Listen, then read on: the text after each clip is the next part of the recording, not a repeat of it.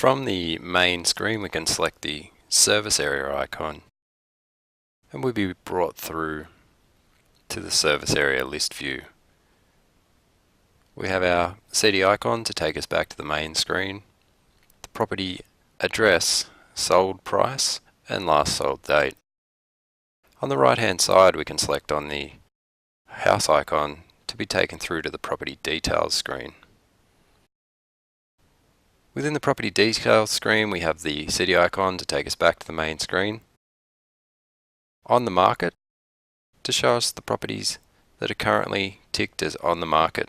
So if we select that, we can see that we're viewing record 1 of 8, and we can click through those records with our arrow pointer in the center of the bottom of the screen. We can view the properties sold within the last 10, 20, 30, 60, 90, 180 or year. Just by selecting that, takes us through, so we've got record 1 of 2 that we can flick through. We have our list view, which takes us back to our list view screen, so we can select different properties if we like.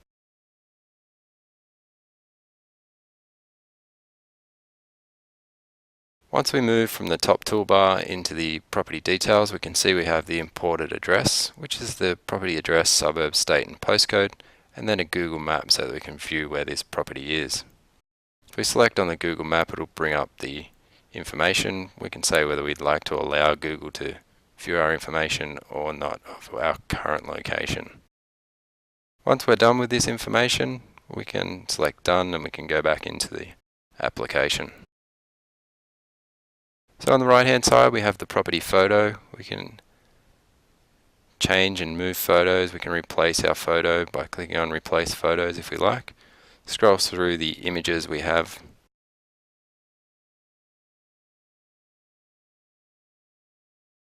And we can simply select the image or the new image, and that will appear in our property photo.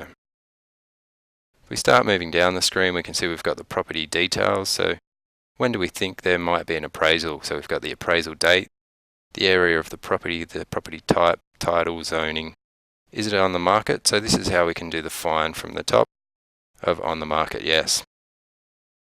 We've got the bed, bath, cars, construction, roof, aspect, and we've got the buyer database area. So this is the BDA area, and we can have as many areas we like within our service area, and we can change the naming conventions of these if it works a separate way in our office.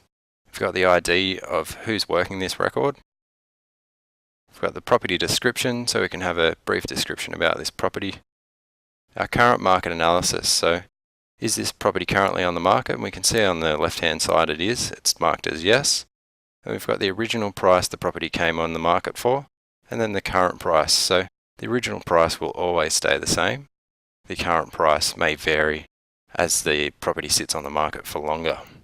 We've got the sold price, if the property is sold, when it was listed, when it was sold, how many days it's been on the market for, the agency that it's listed with, and the agent that listed this property. We've got the last sold date and the last sold price. If we keep scrolling down, we've got our contact record. So this property is linked. We can see the customer number. So it's been linked with Mr. Benjamin Holland. If we scroll through to our next record, we can see that our next record isn't actually linked to a contact. We've got the opportunity to move this contact, GC Forrester, to our contacts database if we get some more information and they would like an appraisal from us. Or we could link a contact if the contact's already in our contacts database. So we can add notes if we scroll down a little bit further. And if we click on the arrow icon, it's going to bring up the username we're logged in as, the date and the timestamp. So we can just type our notes in there, and once we're done, it's just going to automatically save those for us. If we scroll back up to the top of the screen, we can print out a chart if we like. So we could say we want to find everything on the market, so we select on the market, and we've now got our 8 records. If we'd like to do our days on market report, we select the chart icon next to days on market. It's going to bring up the average days on market. If while we're in here we want to scroll through the other charts that we've got the market share, so it shows the agency and their percentage of what's currently on the market, the average sale price, the total sales, and the sale price. So we can click on list view to take us back to the list view of these properties. We can select in a different property if we like, or we can go back into the property we're working on.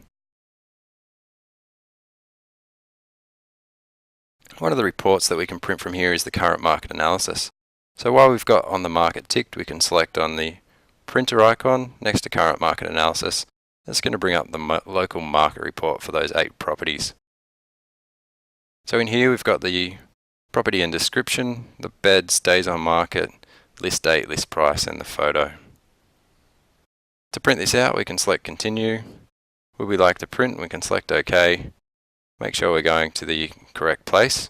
If we'd like to send this as an email, we can select PDF, choose email, and it's going to send that as an email. What we need to make sure we're being careful of when we're printing these out is the same as the desktop version. We say OK to the printing here. We need to make sure instead of being on the current record, we're on the found set. And that way we'll print all the records in our list. So instead of printing this out, we can select cancel. And it will take us back to our data entry screen. So if we wanted to break down our find even further, so we've got everything that's currently on the market. If we just wanted to find everything on the market in a particular suburb, we can break that down further so we can find just those properties within a particular suburb. So we select the find icon in the bottom right hand corner, enter find mode, and it's going to ask us, do you want to clear out your existing find requests? And we can say no here. So that we can see we've got on the market yes ticked halfway down the screen. If we tab into our suburb, we can say we only want to find anything that's in McMaster's, and we're just going to type in Mac. That's going to find anything with Mac in it. So we've got 2 records now instead of the 8 records. So that's how we can break down our criteria and add more criteria.